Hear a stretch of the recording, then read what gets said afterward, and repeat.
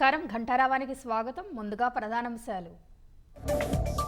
YCP సర్కార్ కన్నా కూటమి ప్రభుత్వం గొప్పగా పనిచేస్తుందన్న పవన్.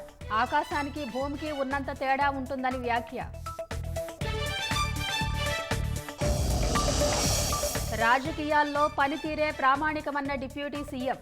ప్రతిభ ఆధారంగానే నాగబాబుకు పదవి ఇస్తున్నట్లు వెల్లడి. బియ్యం మాయం కేసులో పేర్ని జయసుధకు మరోసారి నోటీసులు.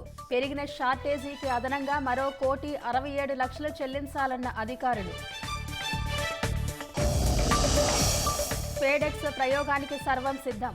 రాత్రి 10:15 నింగిలోకి PSLV C-60.